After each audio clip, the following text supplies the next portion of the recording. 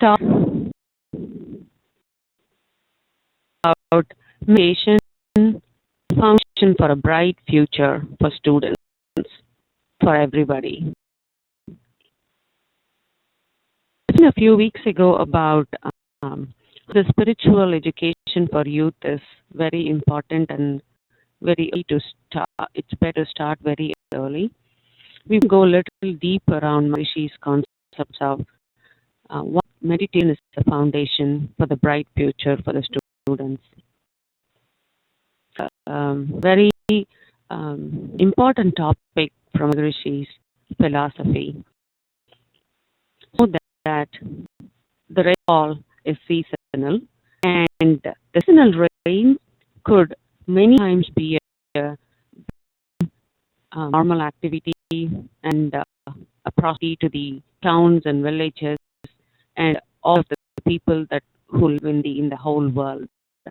What is the most important element for any human being, any living being? Sometimes the seasonal rains, as we know, could result in very abundant water, which creates lots of flood and spread out to create a great havoc. Crops destroyed, house swept away, and livestock, as all human beings, are put to distress in more ways than one. Same water is channeled, very happy transformation ensues, and a great deal of benefit flows thereby to entire humanity.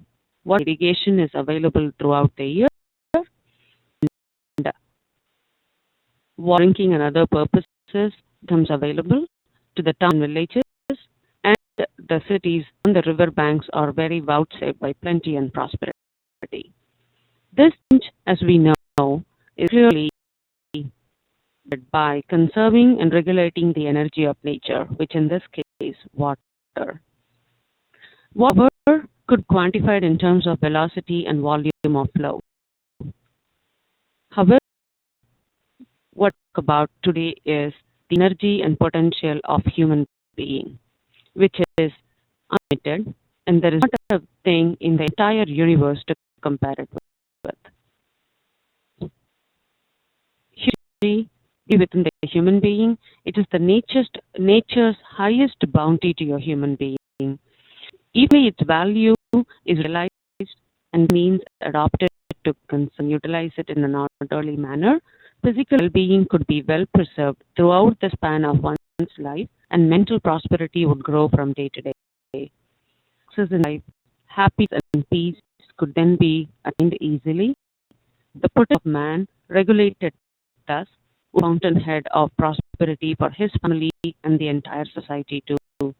Mental training devised to regulate and channelize human beings' potential with objective in view. With this particular objective in view is what is known as meditation. Meditation is actually called dhyana in Sanskrit, and in Tamil it is called agattavam. In the case of meditation, mind is placed on life force and brought to a state of a peaceful state. And through that peace, thinking is enriched and the consciousness elevated to yield content and satisfaction to the human being. This is a very valuable mental training and the result which is provided by meditation. We would see that meditation is indispensable for all persons who have undertaken the responsibilities of life. The time to learn and practice is in one's youth. When one is still at that age, learn inquisitively to enhance one's knowledge and experience to get on various roles in the society. The entity known as human being is in fact splendidly.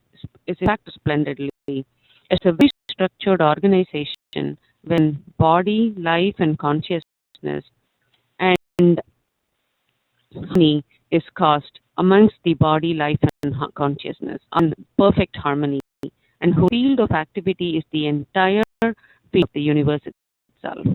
Human being, in effect, is in the form and shape, moving and functioning as the repository of obviously the imprints of the past that we inherited that we call Sanjita Karma through the seed cells that we obtained from our parents. Of course, the imprints caused by our own deeds of the present life, age 3 until today, which are only the result of the earlier imprints being activated based on the frequency in which it was already registered in our genetic center. Human being is actually constantly and continuously reaping the fruits of thoughts, words, and deeds packed upon these two layers of imprints. The form is the highest functionality, the most involved on the earth. Human being alone is the mirror reflecting and projecting in full measure the Almighty or absolute space or Brahma as we call the body, consciousness within the life, and the unchanging truth within the consciousness is in this concentric arrangement the form of human beings and its function, and that function is of very astounding precision. So precision, all the activities by the nature are with utmost precision, pattern, precision, and regularity, and specifically consciousness within our own life and the truth about the consciousness is functioning in its astounding precision within the human body. Therefore, its part is limited to its length, breadth, and height, constituting the volume. However, life is an energy particle or a soul comprised of millions of ethereal particles in its conglomeration. This is capable of attracting within the body and of course, action outside. Consciousness is nothing but absolute itself, which we call as Brahma, sin life, and it has the potential to contract and expand in a manner appropriately according to experience, thinking, and imagination, arise from the deeds done through our body. We do all of our activities to our body, so obviously, any thinking and imagination arising from the seeds, arising from the deeds are done through the medium of the body. The seeds consigned in the consciousness are beyond one's imagination. Consciousness is actually a treasure house of the imprints, which is what we call as a genetic center. It's the treasure of all the imprints caused by the movement and feeling of the absolute or the Brahma, and is also called the Almighty or simply the truth centered on the life force. Consciousness has its starting point in the center of the life energy particle. Human magnetism generated by the cell rotation of life energy particles with the millions of life energy particles within our body, the consciousness expands up to the perimeter of the body. Through the 5 senses, it extends to the objects and appearances that are coexist, and through conjuncture and education experiences, it reach out to the static state, which is the truth. Consciousness can contract to the minus dimension and also expand without limit. It's a consciousness. Being, consciousness within the human being has been there from millions of years ago when the first human being was born in this world. However, it's amazing that even though consciousness is inherent within the human being, it is extremely hard for human being to understand, because the earlier Vedantas or any kind of millions of stories written about God and consciousness have not come in very handy in explaining the true nature of consciousness and the source of the consciousness itself. The source, according to Vedatri Maharishi, the one guru that has the simplified yoga, which also can practice and extend ourselves. According to the guru, the primary source of the truth is the plenum itself. Then the Panchabhutas, ranging from the ether to the earth, functioning order in the vast universe, is the outcome of the combining of the Panchabhutas and the sensory feelings in the animals and superior consciousness in human being is able to ascertain and understands its own fullness and perfection. In the form of human being, the synthesis of all of these philosophies and hence its potential knowledge and for action.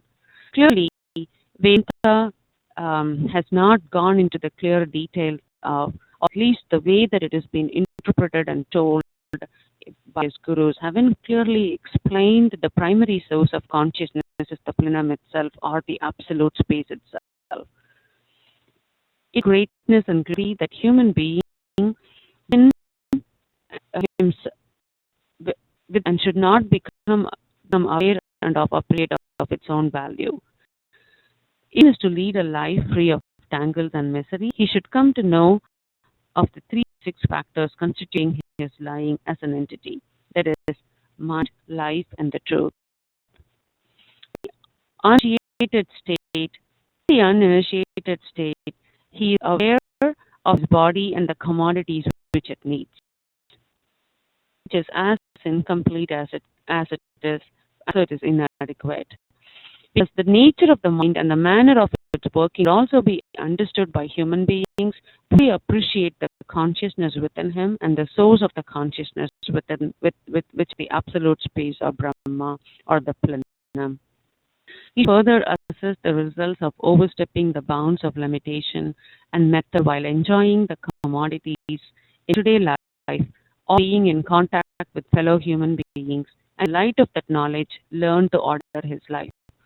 Respecting the nature's activities around us and respecting the acts and deeds of our individuals is the most important form of consciousness that one can get.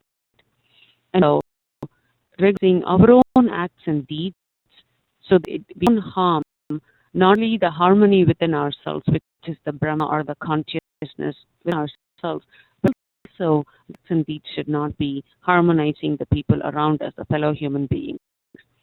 But no, human beings, the most part, are getting emotional and really causing misery to the self and others.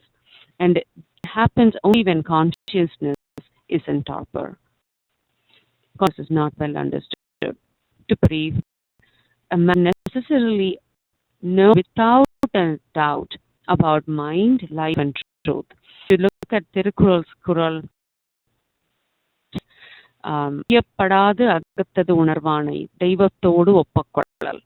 That is, the one who realizes the self or consciousness within himself without an iota of doubt is equal to God himself.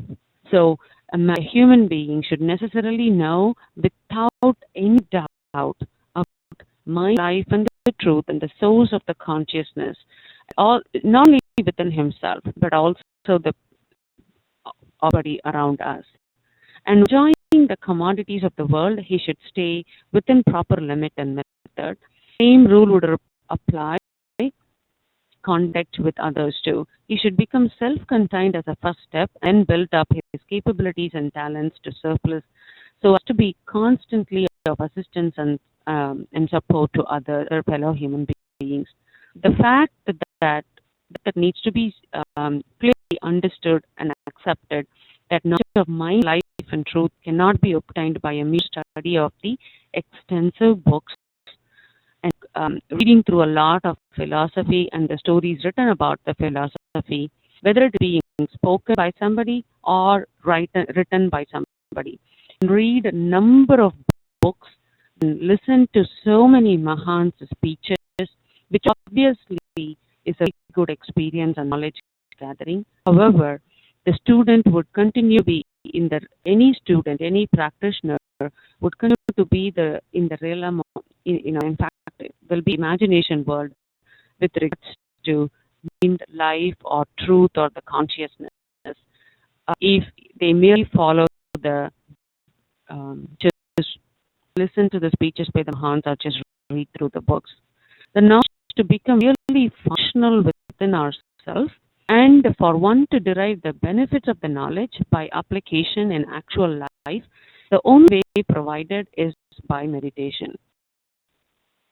Meditation helps us not only to focus within our own life force, which is nothing but the true state of the consciousness, but also put whatever we learned through either listening to the great Mahans or through reading of the writings to practicality to really realize the consciousness within ourselves and also within the human beings. If you'd appreciate, since, however, much it may be advanced now, we know that science is much more advanced, and it is unstoppable. It is growing very fast manner, both to provide adequate support to the humanity, but also in many cases destructive knowledge to the human being because of because of invention done for economic profit. Even that science, it can explain and evaluate only the phenomena that are subject to speed, volume, distance, and time. Of course, only science showed us and explained in detail about the magnetism, and Guruji says the magnetism principle through the light, through the bulb that's invented by Thomas Alva Edison, or telephone. Those are phenomena that are really helpful to explain the universal magnetism that is created by the functioning of the absolute space in its which is infinitesimal energy particles rotating in the universal field. However, science can only help to the extent to the any subject that are subject to speed, volume, distance, and time. Life and truth, as we all know, consciousness are very much subtle to come within the four parameters. Mind to be trained to become subtle and made to know about itself and the life force and the true consciousness. As I mentioned before, if human being is to attain perfection, his thoughts and actions should be regulated. For then only would mind come to a state of peace. In the direction of practical training, Vedanta, Vedanta actually stops short of some goal, this particular goal, and science stands in puzzlement on account of its inherent conditioning. You know the value of meditation, which alone throws light on the unknown until knowledge is concrete and beyond doubt, so one realizes its own his or her own self. Meditation has been divided into four different categories. Is freeing the mind from everyday actions, objects, and pain sensations, and thoughts of these sensations. This is known as pratyagara. Inside, the equivalent is detachment.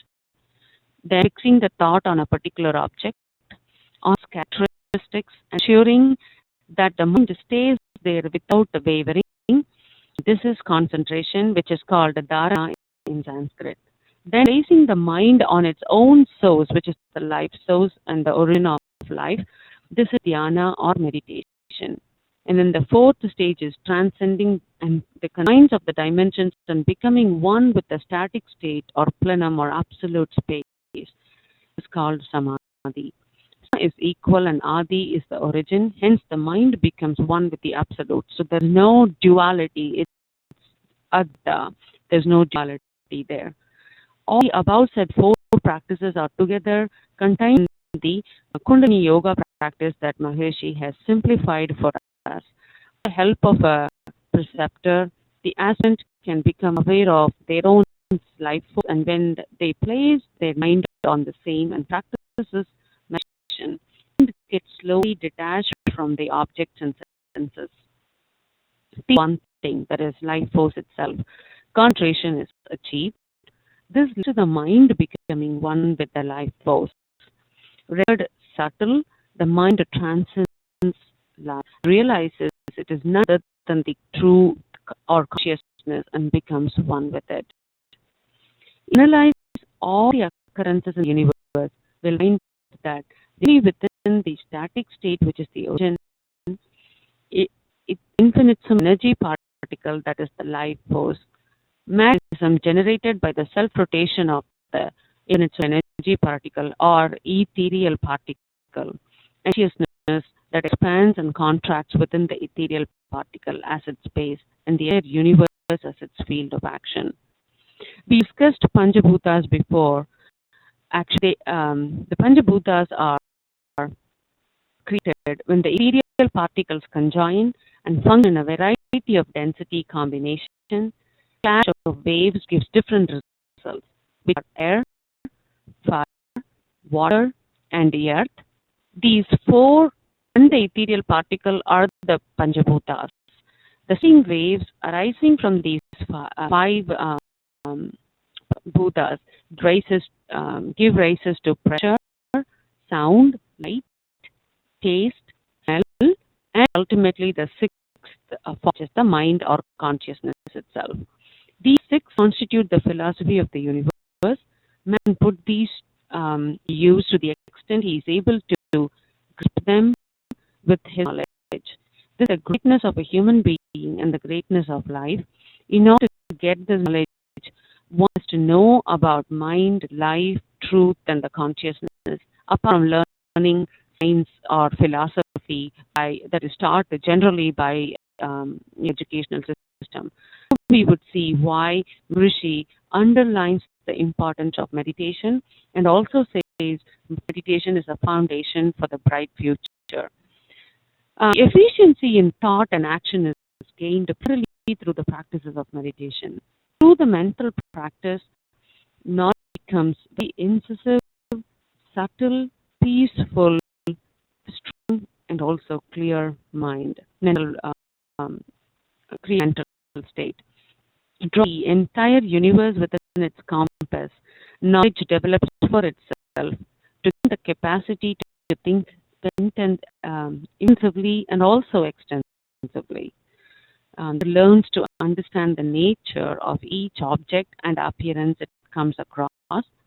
The benefits that flow to the practitioner from this training are immense. This can not explained simply in words because that becomes somebody just telling what to experience. But clearly, the practitioner, with their own practice, will be able to understand the benefits and realize the benefits. The care and culture are developed within the human being automatically, enabling the human being to realize the pleasure and pain and sensations experienced by other living beings and go their subtlety and equipping him or equipping human being to fulfill their own needs and aspirations in a manner not causing any harm or hurt to any other living being. Thus, through the practice of yoga, human being becomes efficient in thinking and action. The benefits flowing to all practitioners of yoga. We will discuss specifically Maharishi's desire and conviction that meditation and its special benefits that could come to the students when they start the meditation at the young age through the practice of yoga. The one's education is of great importance and value in one's life. For that is when the foundation is laid for the superstructure, considering the three factors, that is age, knowledge, and duty. Actually, if you recall, our forebearers divided one's life into four stages. The first one is brahmacharya, second is married state, third is meditation, and the fourth is the service. The categorization into these four stages is only for the purpose of the practicing order. And the four states are linked to each other, and necessarily it has to be linked to each other. The state of brahmacharya corresponds to the stage of student's life. It's here that the training is imparted for all the glory that is to make him accrue to be used for the later life. In some colleges today, as we know, teaching is given in reading and writing, and then to qualify for some kind of an economical employment. Are the two factors adequate for man? Absolutely not, because education would not be complete unless the student is taught two more aspects of life, which is knowledge of the law of nature, which is law of action and result, or cause and effect, and the correct conduct and habit, so that he may be in harmony with his environment. There are two aspects which are indispensable for satisfaction and success in life, are to be learned only through meditation. the immediate and tangible benefit for students of meditation for students is concentration, which would be invaluable help in their studies. Students easily grasping what is there in the book before they uh, read in front of them and hold it in memory. The next benefit would be perspicacity, which enables the students to get a deeper meaning of what they are reading by turning the textbooks or memorizing just the words, but meditation enables the students to get a deeper meaning of the text. Strength of the mind and sharpness and subtlety of intellect are all maintained and obtained through the meditation.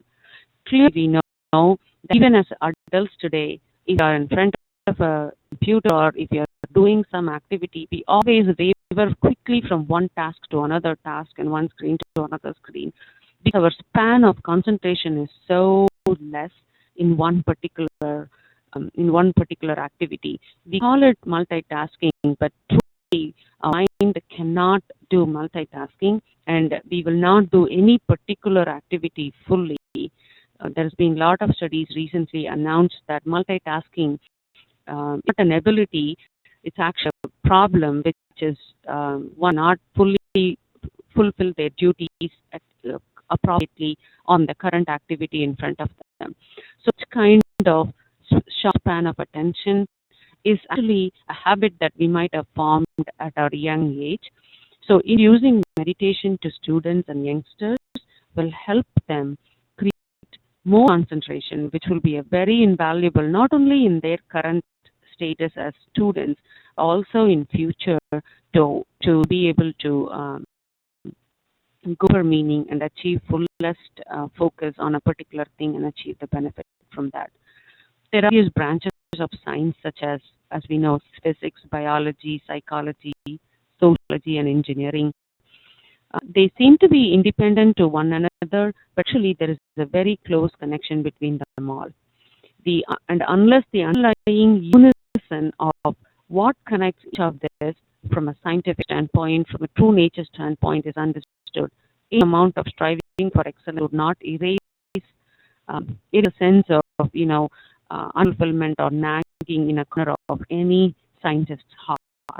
The full character of body, mind, and life and truth should be comprehended, and also the manner of their combined working. If a student of science is to emerge from intellectual, is necessary for a student of science to emerge from intellectual stagnation. Of course, any student need to understand this because you takes different roles in the society, and achieve benefits of meditation at a young age is going to help perform their various roles in the society appropriately. For the knowledge and responsible success in studies, meditation is an indispensable aid. The youth that one should organize the potential is here to that the intellect may be schooled to function to full effect without any scattering or wastage, and the actions are oriented, so be in consonance with one another, and all of them are progress oriented. If that particular period in life is not well utilized properly, thoughts and deed imprints would come to stay. Whatever happens in young age, even though may not be conscious about all of this, those thoughts and deeds and imprints would come to stay forever, and that would generate needless troubles and tangles in later life when one really wants to enjoy their the in life and also beyond the youngster's life. Cannot be changed easily later, and that would erode one's confidence in case, because of their thoughts and deeds and imprints in the young age, creates needless trouble throughout their life. Why mental culture should be part of the curriculum education institutions, so that every citizen of tomorrow would not fail to be an asset to the society.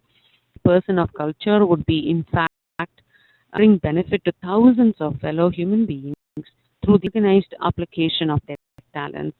On the other hand, an imperfect student who goes where his senses dictate would turn to a source of could turn into a source of poison to the society on account of the adverse influence he has accumulated during the years of his youth.